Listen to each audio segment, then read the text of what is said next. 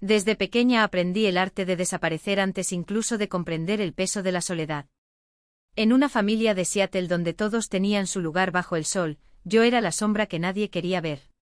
Mientras mi hermano mayor, Jacob, coleccionaba trofeos deportivos y mi hermana menor, Victoria, se ganaba corazones con una sonrisa, yo era la pieza que no encajaba en el rompecabezas, tropezaba con mis palabras, derribaba vasos en cenas formales e ignoraba las reglas de etiqueta no escritas que todos parecían dominar por instinto. Mi madre nunca tuvo que decir nada, sus silencios gritaban por ella. Cuando presentó a Jacob y a Victoria, su orgullo se desbordó. Cuando mencionó mi nombre, dudó, como si esperara que alguien cambiara de tema antes de que ella terminara la oración. Mi padre, a su vez, perfeccionó el arte de ignorarme. Sus ojos se deslizaron sobre mí como si yo fuera un mueble invisible, siempre enfocándose en los otros niños cuando estábamos en la misma habitación. La exclusión comenzó lenta, casi imperceptiblemente, una invitación perdida al cumpleaños de una prima, un asado familiar cuyo nuevo horario olvidaron contarme. A los 15 años entendí que no eran descuidos. Fue en Acción de Gracias, escuchando a escondidas la conversación entre mi tía Patricia y mi madre en la cocina, que la verdad me golpeó como un cuchillo. Deberías haber dejado a Adeline en casa, dijo Patricia, con una compasión tan falsa que dolía. Ella simplemente hace que todos se sientan incómodos. ¿La viste tratando de hablar con el tío George sobre sellos? El pobre parecía como si quisiera saltar por la ventana. La respuesta de mi madre fue peor que un sí. Fue una rendición. Lo sé. ¿Pero qué puedo hacer? Ella es mi hija. Ese tono lo decía todo, yo era una carga, una mancha en la imagen perfecta de la familia, algo que había que soportar, nunca celebrar. Después de eso, el rechazo se volvió rutinario. Las reuniones familiares se realizaban sin mi nombre en la lista de invitados. Lo descubrí a través de publicaciones en las redes sociales, fotos sonrientes en el lago, cenas en restaurantes caros, todos juntos excepto yo. Mis padres ni siquiera se molestaron en poner excusas. Cuando le pregunté por qué no me invitaron a la fiesta de compromiso de Victoria, mi madre fue directa, pensamos que sería mejor así. Ya sabes cómo se ponen las cosas en los eventos sociales. Tenía 22 años, trabajaba como analista junior en una consultoría farmacéutica y por primera vez, alguien me vio de verdad. Fue en una conferencia de biotecnología que conocí a Damián. Estaba presentando su startup, que desarrollaba herramientas innovadoras para diagnosticar el cáncer, y a diferencia de todos los que se habían cruzado en mi camino, no le pareció extraño. Me encontró fascinante. Usted hizo la única pregunta inteligente en toda la sesión, dijo más tarde, con un brillo genuino en sus ojos verdes. Los demás solo pensaban en los beneficios, ustedes querían saber el impacto en los pacientes. Hablamos durante 4 horas esa noche y 4 más al día siguiente. Al mes éramos inseparables. Damián vio en mí lo que mi familia nunca había visto, alguien digno de atención, admiración y amor. Cuando me propuso matrimonio 2 años después, lloré durante 1 hora. No solo por el amor que sentía por él, sino porque, por primera vez en mi vida, alguien me había elegido primero. Alguien quería mi presencia. Alguien creyó que yo era suficiente. No invité a mi familia a la boda. La decisión fue fácil, sin el peso de la culpa que imaginaba sentir. Después de todo, habían pasado años dejando claro que yo no era bienvenido en sus celebraciones. ¿Por qué incluirlos en el mío? Mi madre llamó 3 días después de enterarse de la noticia por medio de un pariente lejano. Adeline, ¿por qué no nos dijiste que te ibas a casar? Respondí con calma, al igual que no me contaste sobre la reunión familiar en Portland del verano pasado. O la que tuvo lugar en Vancouver el año anterior. O la fiesta de compromiso de Victoria. O la cena de promoción de Jacob. ¿Quieres que continúe? El silencio al otro lado de la línea era encantador. Eso es diferente, replicó ella con la voz tensa. Ya sabes cómo son las situaciones sociales. Estábamos tratando de evitarte la vergüenza. Qué pensativo, respondí. Solo estoy devolviendo el favor. Colgué antes de que ella pudiera decir algo más. Damián me abrazó y por primera vez en mi vida, tuve a alguien verdaderamente a mi lado. La boda fue pequeña y perfecta, 50 invitados que estuvieron allí porque quisieron, que celebraron nuestro amor sin reservas ni pudor. Mi mejor amiga de la universidad, Natasha, era mi madrina. Jamie y su hermana Sophie me recibieron en la familia sin pestañear. Bailé hasta que me dolieron los pies, reí hasta que me ardió la boca y en ningún momento sentí que necesitaba hacerme más pequeña para encajar en el entorno. Después de la boda nos dedicamos en cuerpo y alma a Biosyn Diagnostics, la empresa que era el sueño de Damián, pero que se convirtió en nuestra creación conjunta. Mi experiencia en consultoría farmacéutica fue crucial. Mientras él se centraba en la ciencia, yo me ocupaba de la estrategia, las asociaciones y los caminos regulatorios que llevarían nuestras innovaciones al mercado. Trabajamos 16 horas al día en una oficina abarrotada, sobreviviendo con café y comida a domicilio, impulsados por la certeza de que estábamos construyendo algo que marcaría la diferencia. Las primeras aprobaciones de la FDA llegaron 3 años después de la boda, el segundo, 6 meses después. En 5 años, Biosyn tenía contratos con 12 cadenas de hospitales y revisiones que aparecían en los titulares. Mi familia no mostró signos de vida durante ninguno de estos logros. Ni cuando aparecimos en TechCrunch, ni en la inauguración de la nueva sede, ni cuando Damián y yo fuimos entrevistados en un programa local sobre innovación en el cuidado de la salud. El silencio fue absoluto y me convencí de que no me importaba mentir. Una parte de mí todavía anhelaba que vieran en quién me había convertido, ya no en la chica torpe que los avergonzaba, sino en alguien que había construido algo extraordinario. Alguien que importara. El día que todo cambió empezó como cualquier otro.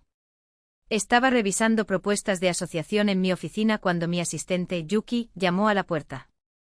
Adeline, hay una visita en la recepción. Dice que es tu hermana. Levanté la vista de la computadora, confundida.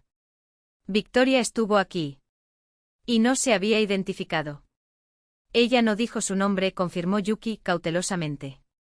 ¿Quieres que la despida? Por un momento pensé en decir que sí. Pero la curiosidad habló más fuerte. Envíala arriba. Victoria ya no era la misma.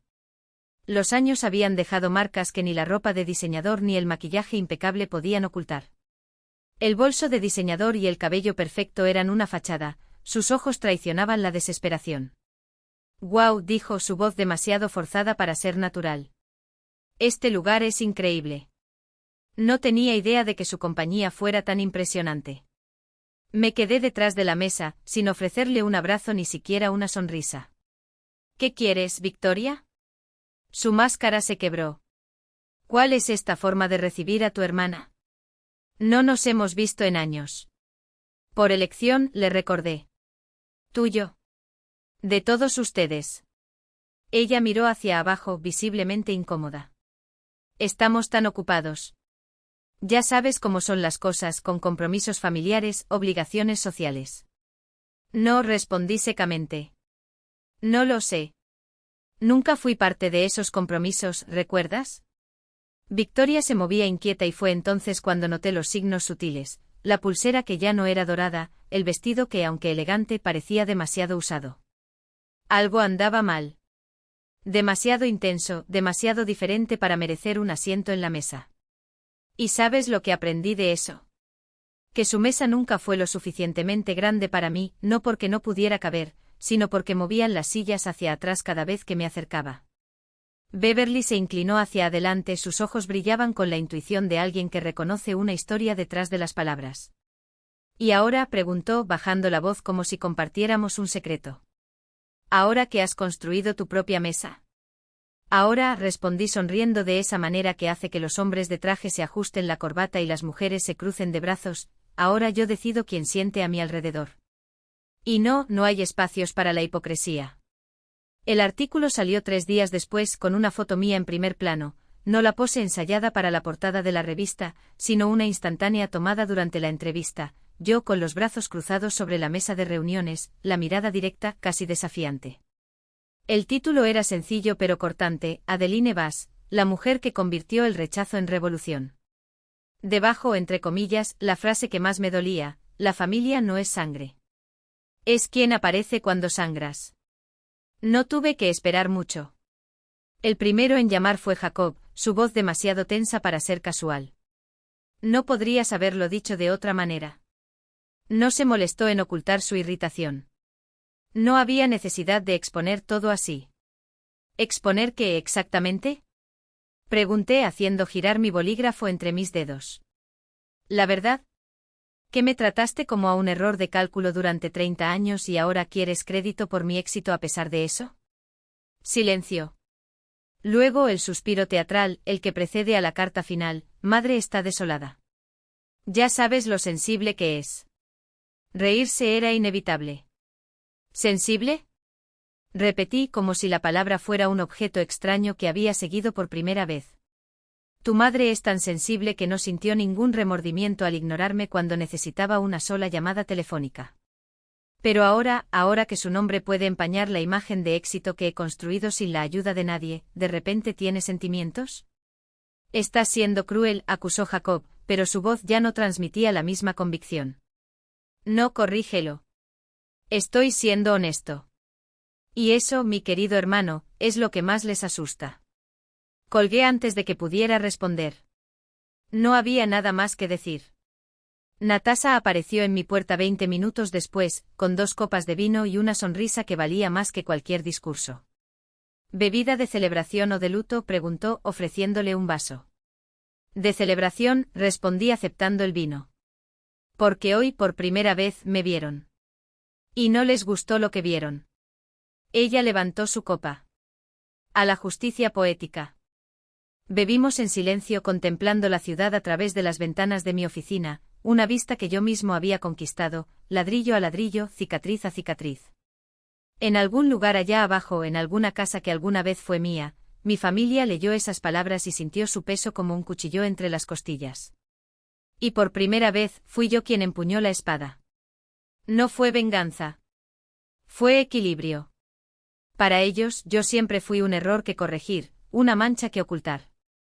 No me invitaban a cenas de Navidad, ni a cumpleaños, ni siquiera a bodas de primos que apenas conocía. Era como si mi presencia fuera una amenaza al retrato perfecto que querían pintar para el mundo.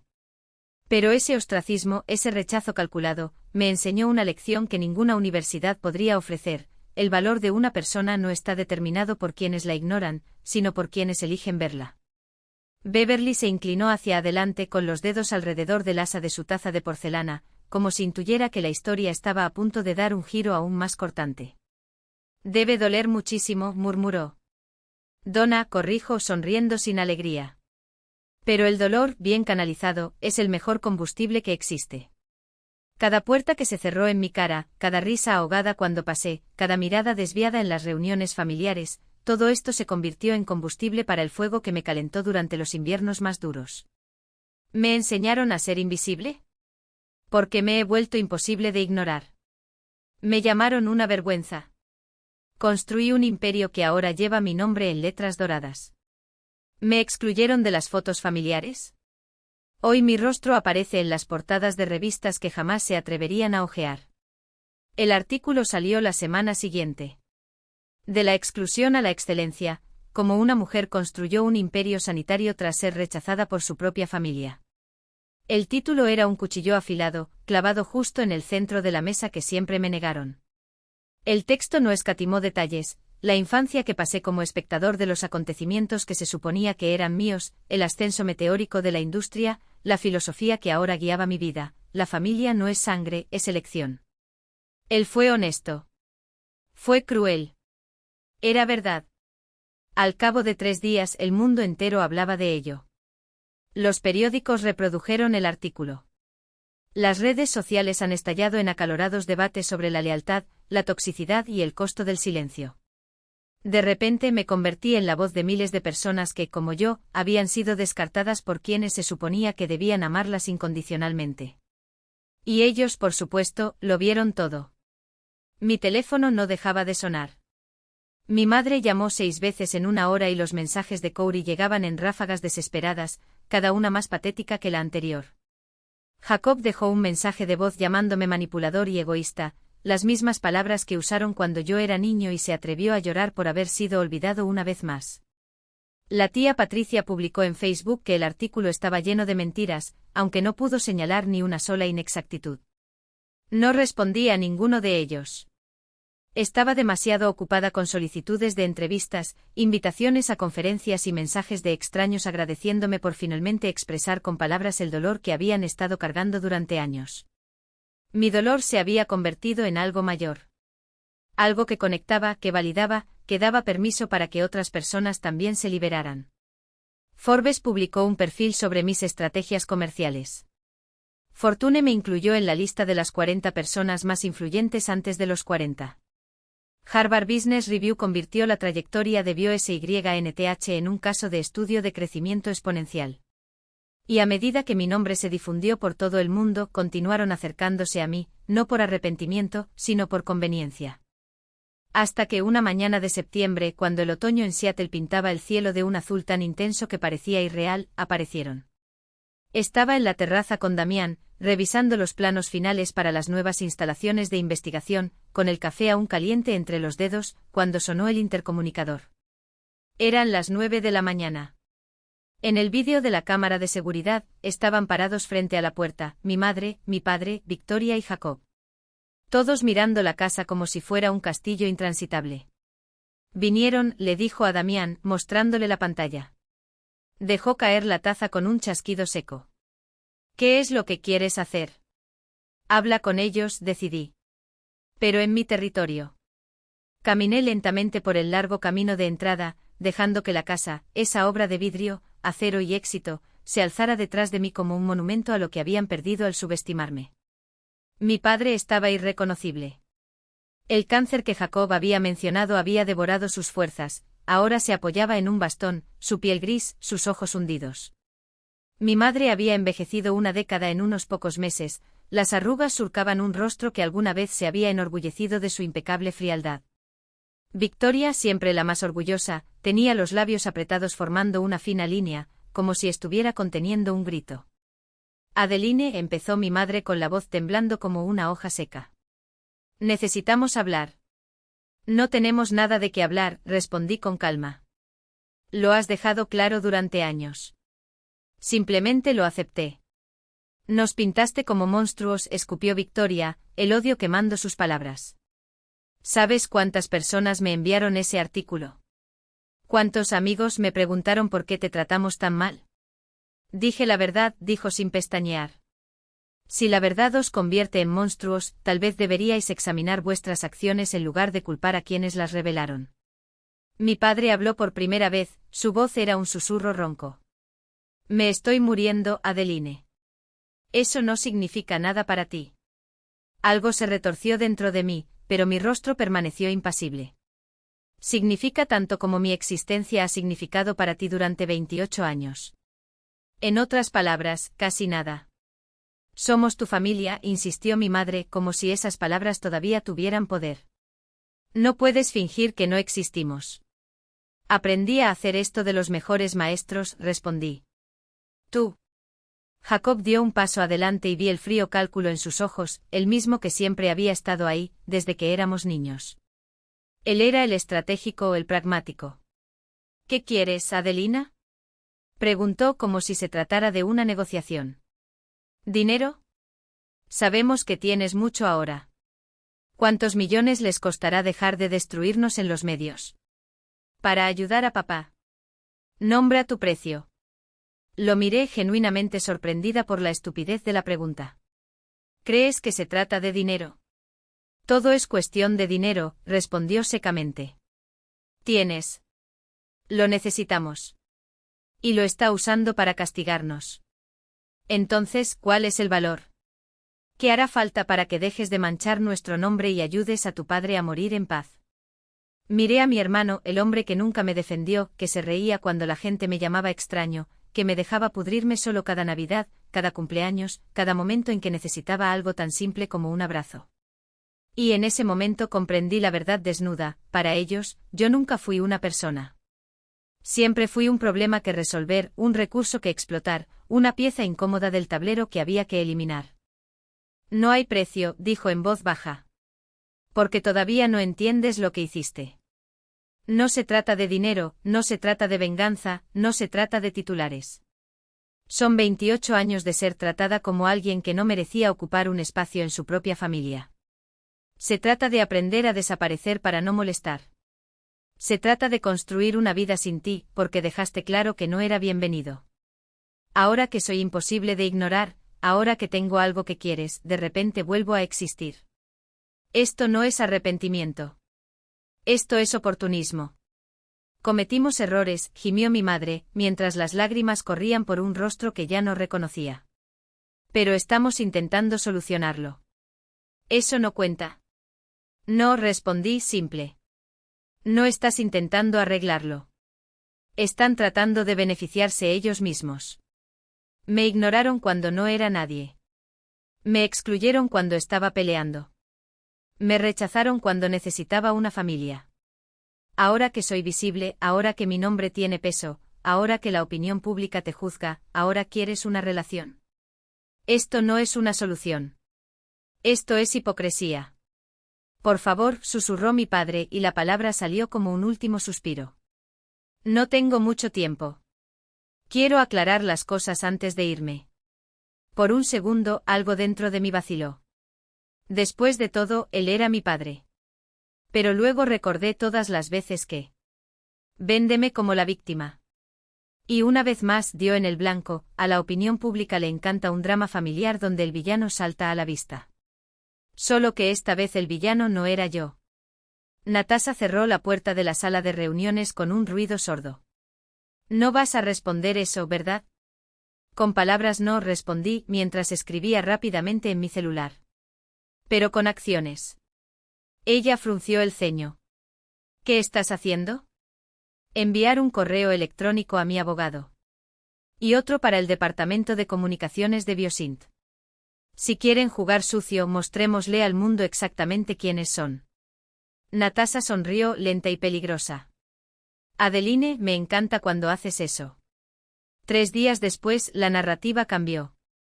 El periódico local publicó una actualización de la historia, esta vez con una declaración oficial de Biosint, firmada por mí.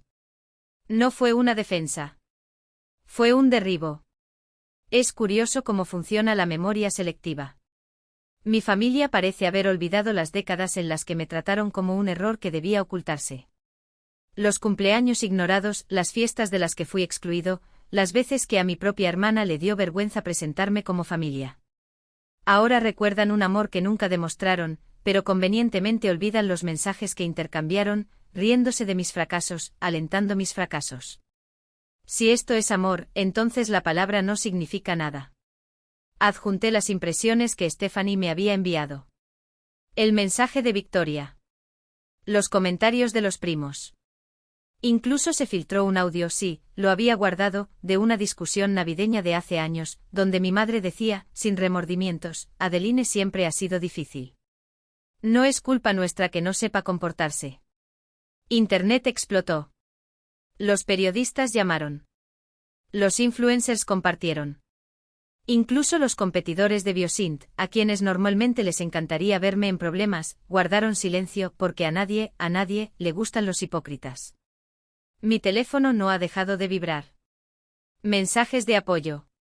Correos electrónicos de extraños que cuentan historias similares. Un ex compañero de la universidad escribió, acabas de dar voz a todos los que fuimos apedreados por nuestras propias familias y obligados a sonreír. Y entonces vino la llamada que sabía que llegaría. Se desconocía el número, pero la voz al otro lado de la línea, temblorosa y entrecortada, era inconfundible. Adeline, es tu padre. No respondí.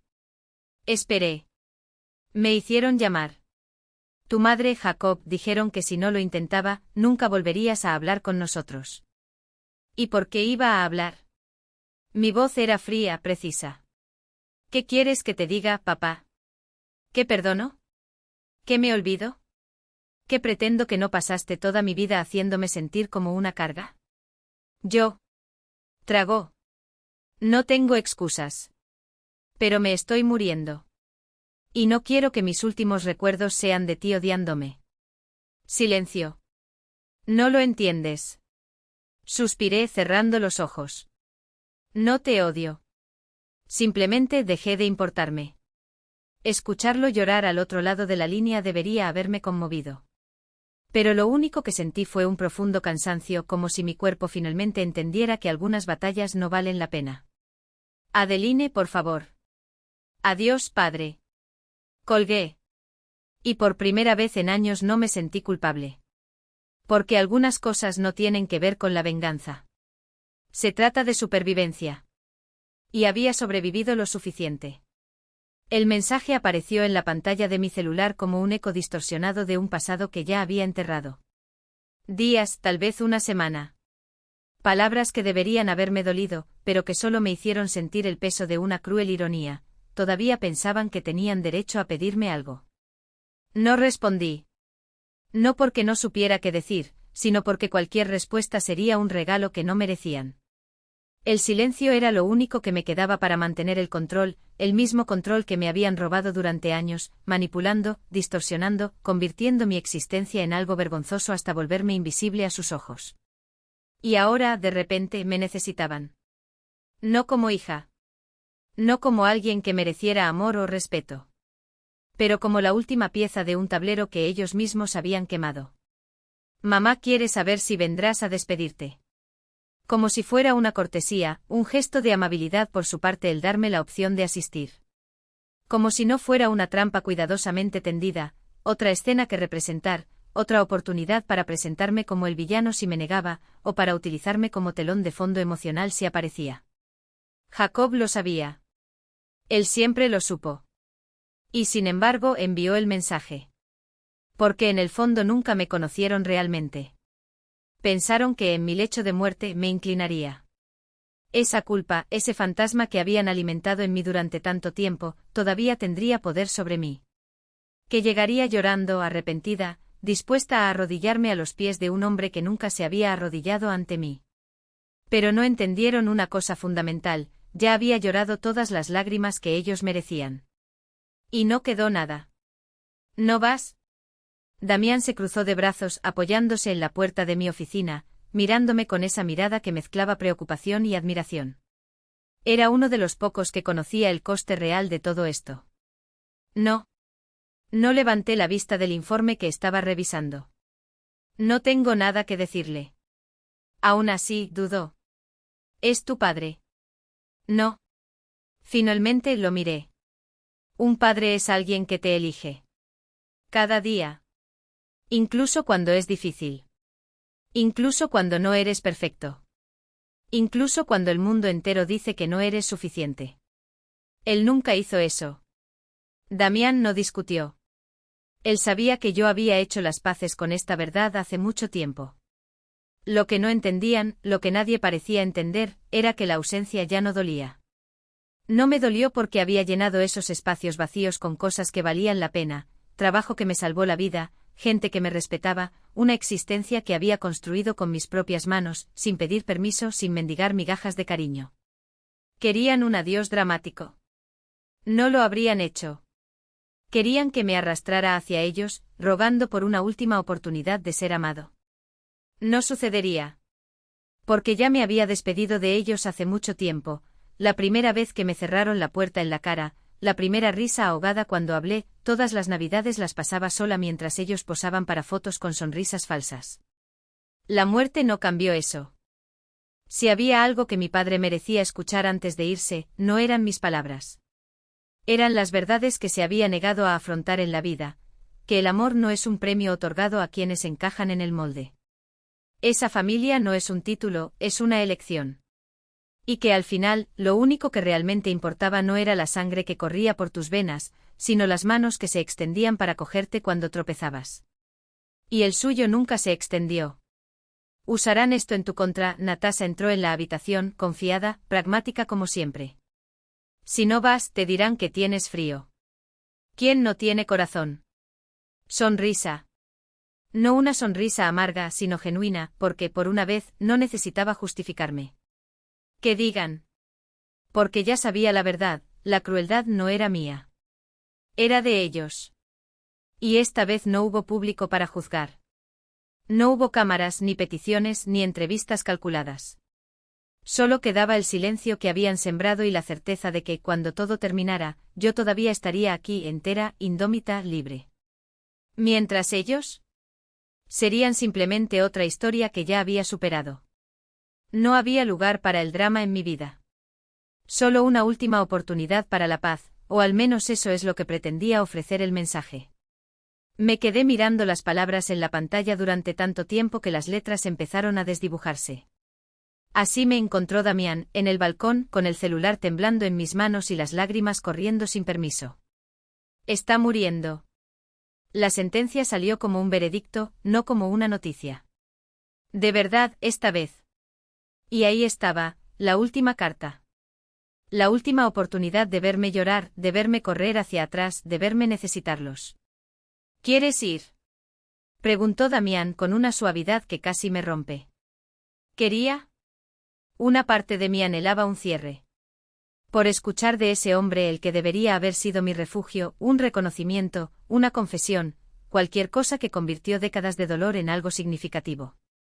Pero la otra parte, la que había sobrevivido, lo sabía mejor. Mi padre no había cambiado. Solo se le estaba acabando el reloj. ¿Y mi madre? Ella simplemente estaba jugando su último movimiento, apostando a que, ante la muerte, yo me retiraría. Si voy, dije con una calma que me sorprendió, lo verán como una debilidad. Como prueba de que todavía pueden controlarme, que solo necesitan presionar los botones correctos y bailaré. Pensarán que ganaron. Damián sostuvo mi mirada, firme. No se trata de ganar o perder. Se trata de lo que necesitas. Y fue entonces cuando todo quedó claro. ¿Qué necesitaba? Necesitaba demostrar que valía más de lo que jamás le habían dado crédito, y ya lo había hecho. Necesitaba construir una vida sin ellos, y ahí estaba, sólida, brillante, mía. Necesitaba demostrar que su rechazo tenía consecuencias. Que no se puede destruir a alguien durante décadas y luego exigir la reconciliación en sus propios términos, como si el perdón fuera un derecho y no un privilegio. ¿Qué no necesitaba? Su aprobación. De su arrepentimiento. De su validación. Ya había pasado demasiados años rogando por migajas que nunca llegaban, y lo único que cosechaba era dolor. Todo lo que mi padre quería decirme llegó 30 años tarde. Envié una respuesta. Solo una frase. Hice las paces con tu ausencia hace años. Haz lo mismo con la mía.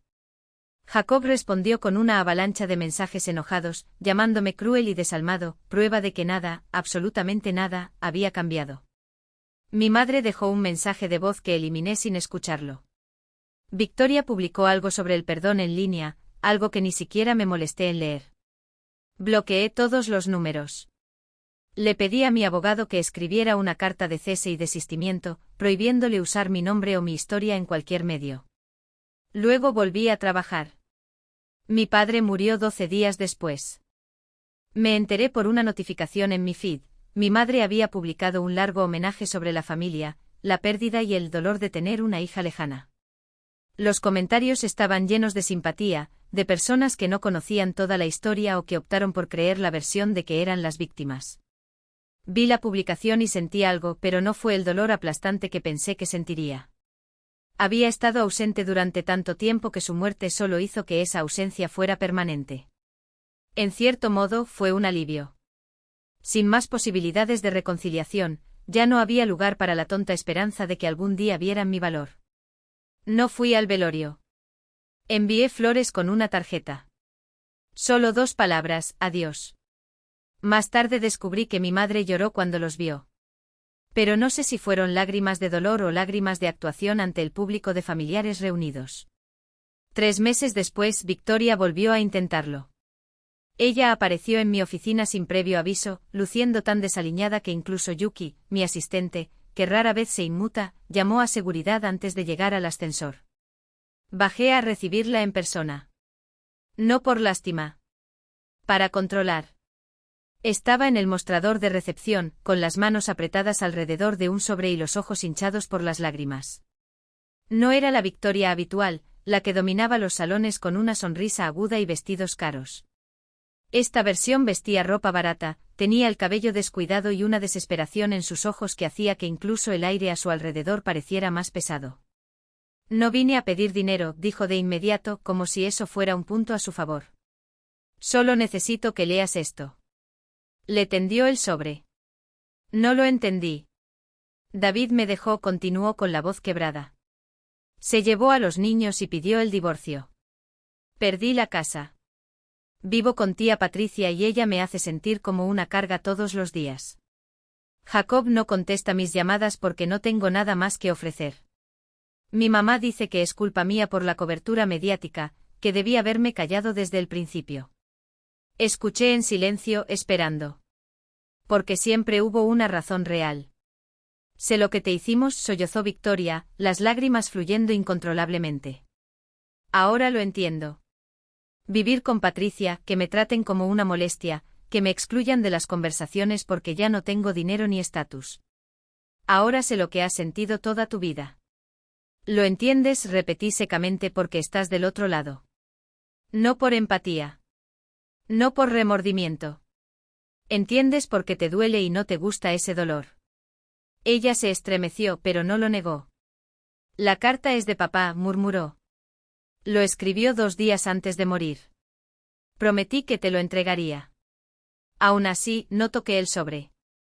¿Qué dices? No sé. Lo selló y me hizo jurar que te lo daría. Sus ojos suplicaron. Por favor, Adelina. No importa lo que pienses de mí, no importa lo que merezco, está muerto. Estas son sus últimas palabras. Me quedé mirando el sobre durante un largo momento. Cada instinto gritaba que era otra trampa, otro intento de hacerme sentir culpable por poner límites. Pero la curiosidad, esa traidora, ganó. Tomé el papel. Gracias por entregarlo. Puedes irte. Victoria abrió la boca como si quisiera decir algo más, pero mi mirada la silenció. Salió del vestíbulo con los hombros encorvados, pequeña y derrotada por primera vez en su vida. Esperé hasta regresar a mi oficina para abrir la carta. Damián estaba a mi lado, listo para atrapar lo que fuera que se desmoronara. La letra era temblorosa, casi ilegible en algunas partes, la firma de mi padre distorsionada por la enfermedad. Adelina. No espero perdón. No escribo para pedírselo.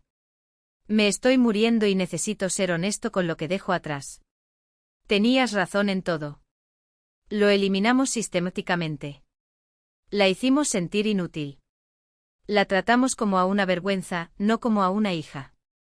Podría poner excusas, decir que pensábamos que lo estábamos protegiendo de situaciones sociales que lo hacían sentir incómodo. Pero la verdad es más simple y más fea, no encajabas en la imagen familiar que queríamos vender al mundo. Entonces te eliminé de esa imagen. Fue cruel. Fue imperdonable. Y pasé mis últimos meses entendiendo el daño que causamos. Construiste algo extraordinario sin nosotros. A pesar de nosotros. Te convertiste en alguien extraordinario mientras hacíamos todo lo posible para retenerte. Estoy orgulloso de ti, aunque no tengo derecho a sentirme así. Lo siento, aunque esas palabras ya no significan nada. Espero que tengas una buena vida. Te lo mereces más que cualquiera de nosotros. Tu padre. Leí la carta 3 veces buscando la trampa, el gancho emocional, la exigencia velada.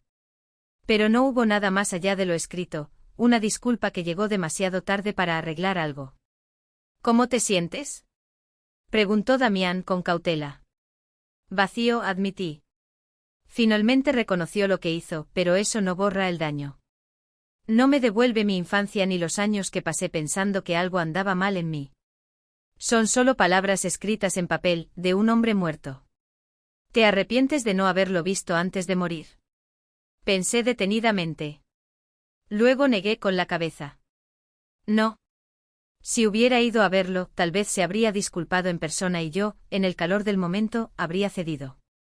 Pero ese perdón no sería real. Sería simplemente una rendición a la culpa, a la presión de su muerte inminente. Al menos de esa manera sé que mantuve mis límites. No me dejé manipular. Y tengo sus disculpas por escrito entregadas sin que yo tenga que participar en el teatro que querían montar. Guardé la carta en el cajón de mi escritorio y nunca más la abrí. Ya estaba hecho. Ese capítulo feo y doloroso de mi relación con mi familia biológica finalmente se había cerrado. Los siguientes 6 meses trajeron cambios que no esperaba. Mi historia siguió resonando en la gente, pero ahora iba más allá de la exclusión familiar. Comencé a recibir invitaciones para hablar en organizaciones que trabajaban con jóvenes rechazados por sus familias.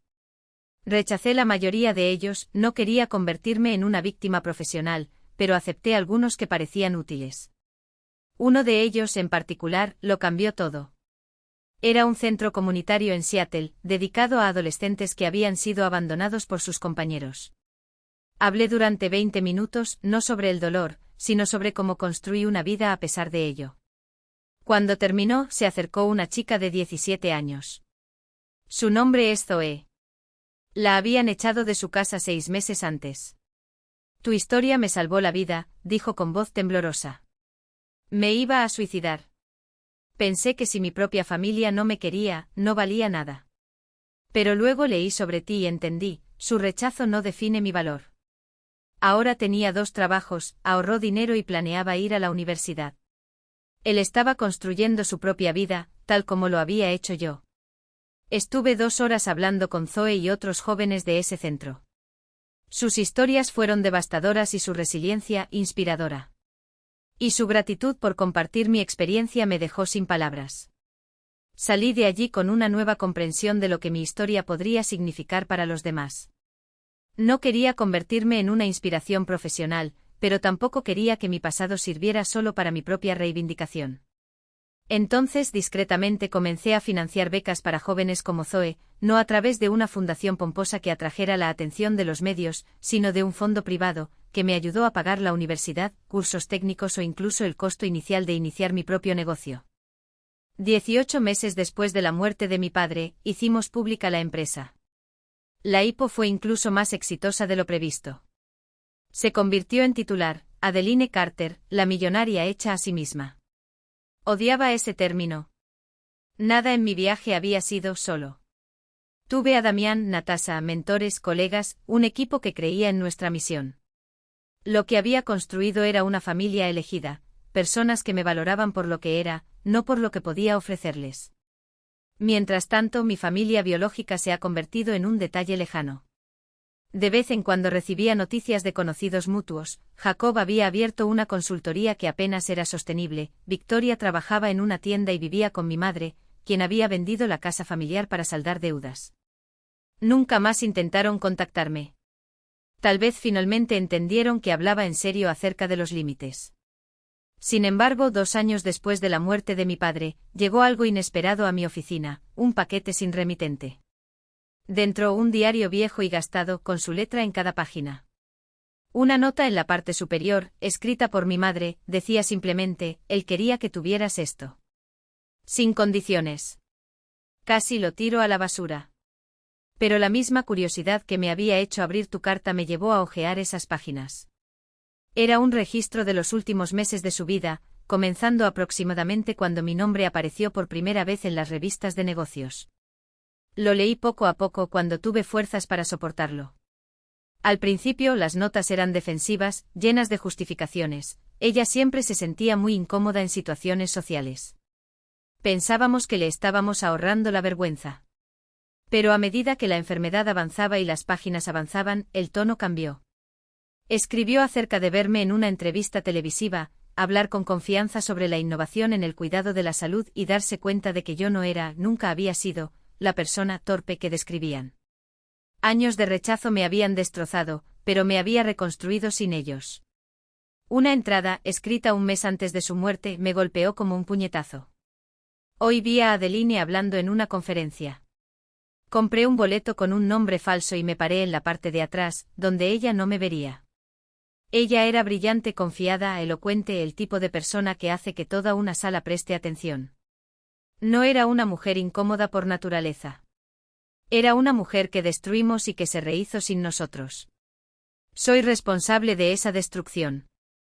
Y moriré sabiendo que arruiné mi relación con mi hija por la razón más estúpida posible. Queríamos mantener la imagen de una familia perfecta. Victoria es manipuladora y egoísta. Jacob es ambicioso hasta el punto de la crueldad, pero Adeline siempre ha sido amable, auténtica, siempre ha tratado de conectarse y la castigamos por eso, pero quiero que sepa, finalmente veo la verdad. Lloré cuando leí eso. No porque cambiara nada, sino porque confirmó lo que siempre había sabido, nunca hubo nada malo en mí. La torpeza que usaron como excusa era simplemente una timidez natural, que se habría disuelto con apoyo. En cambio, lo utilizaron como arma, creando una profecía autocumplida. Me sentí incómodo porque me dijeron, una y otra vez, que así era. Ese diario no me dio ningún cierre. Pero me dio algo que no esperaba, integridad. Durante años me pregunté si había sido demasiado duro, si mi negativa a perdonar era un defecto. Esas páginas demostraron que mi valoración siempre había sido correcta. Mi propio padre había admitido en sus últimas palabras que mi exclusión nunca tuvo que ver conmigo, se trataba de gestionar una imagen a cualquier precio. Guardé el diario. No compartí su contenido con nadie excepto Damián. Fue demasiado íntimo. Una conversación final, demasiado honesta para llegar tarde, entre un padre que entendió demasiado tarde lo que había hecho y una hija que ya no necesitaba su reconocimiento para saber su propio valor. La vida continuó. Damián y yo celebramos nuestro 10º aniversario de bodas con una cena silenciosa, solo nosotros dos. En casa, solo nosotros dos y la vida que habíamos construido juntos, piedra a piedra, sobre cimientos que ninguno de los dos entendería jamás. Biosint ha cruzado fronteras, llevando nuestra investigación a 3 continentes y poniendo el diagnóstico temprano del cáncer al alcance de millones. Contraté a decenas de personas que no solo compartieron nuestra misión, sino que transformaron ese espacio en algo poco común, un lugar donde se cultivaba el talento y la dignidad no era negociable. Vi a mi madre por última vez sin planearlo. Estaba almorzando con Natasha en un restaurante del centro cuando la vi, sola en una mesa de un rincón, absorta en un libro. Por un momento pareció más pequeña, más frágil, como si los años hubieran descolorido no solo su piel, sino también el aura de invencibilidad que siempre la había rodeado. Nuestros ojos se encontraron. No hubo sonrisas forzadas ni gestos vacíos. Solo un gesto discreto casi imperceptible, un reconocimiento mutuo de que, después de todo, estábamos vivos, cada uno en su propio camino. Me volví hacia Natasha sin amargura. Ella por su libro. Fue suficiente. No necesitábamos nada más. Nuestras vidas habían tomado caminos diferentes, con distintos pesos en la balanza del éxito y la felicidad. La verdadera victoria no provino de su sufrimiento ni de ningún reconocimiento tardío, sino de lo que construí a pesar de ellos. OSYNTH no era solo una empresa, fue una prueba tangible de que el legado que elegimos construir puede superar cualquier legado que intenten imponernos. El fondo de becas ya había transformado las trayectorias de 43 jóvenes, sueños que sin ese impulso, se habrían perdido en el limbo de las oportunidades negadas. Mi matrimonio no fue un contrato social, sino un pacto forjado en la elección diaria de amar y respetar. Mis amistades no se miden por la utilidad, sino por la lealtad genuina. Mientras tanto, la justicia poética ha seguido su curso. Jacob vio cómo su imperio se desmoronaba. La comunidad empresarial perdona casi todo, excepto la crueldad abierta, especialmente cuando se dirige a la propia familia. Nadie quería asociar su nombre con el de un hombre que había tratado a su hija como moneda de cambio. Victoria, a su vez, descubrió que un divorcio no solo divide bienes, sino también la farsa de una vida construida sobre las apariencias. Sin su marido, sin su estatus, no le quedaba nada más que el vacío de relaciones que nunca fueron reales. Mi madre envejeció sola en un departamento modesto, rodeada de los escombros de un ideal que la había traicionado, la creencia de que la perfección performativa valía más que los verdaderos vínculos. No me complació presenciar su decadencia, pero tampoco me arrepiento. Eran las consecuencias naturales de una vida dedicada a enmascarar la podredumbre bajo capas de barniz. Pero yo estaba en Vancouver, en el corazón de nuestro nuevo centro de investigación, observando al equipo celebrar otro gran avance, un método para detectar el cáncer de páncreas 19 meses antes que el estándar actual. La misma enfermedad que había acabado con mi padre ahora sería detectada a tiempo para salvar a miles de personas. Había una ironía cortante en esto, una que me negué a saborear. Podría haber usado mis conexiones para salvarlo. Algunos llamarían crueldad a mi omisión. Lo llamé coherencia. Después de todo, él había pasado su vida enseñándome que el amor era transaccional, que había personas dignas de ayuda y otras que no merecían ni un gesto. Simplemente apliqué la misma lógica que él tanto había valorado. Damián se acercó y rodeó mi cintura con su brazo. ¿En qué estás pensando? Miré las pantallas que mostraban gráficos de supervivencia, los rostros de los investigadores que habían elegido creer en esta misión. Qué extraño que lo peor que me pasó resultó ser lo mejor. Si me hubieran incluido, valorado, tal vez me habría contentado con una vida normal. Quizás nunca habría superado los límites de lo posible. Su rechazo me obligó a demostrar mi valía de maneras que nunca hubiera imaginado. ¿Entonces estás agradecido de que lo hicieran?, preguntó Damián con un tono de broma en su voz. No grata, corregí, mientras el equipo reía de fondo, celebrando números que significaron vidas salvadas. Pero reconozco que tu crueldad fue mi forja. Cada vez que me dijeron que no era suficiente, trabajé para volverme inexpugnable. Cada puerta que me cerraron en la cara, abrí ventanas en lugares que nunca soñaron que existían. Querían borrarme. Bajé la voz casi para mí. En cambio, me volví imposible de ignorar. Y esa, al final, fue la venganza más dulce, no su ruina, sino mi ascenso, no a pesar del dolor, sino gracias a él. Me dieron el fuego. Lo usé para iluminar caminos que nunca se atrevieron a recorrer.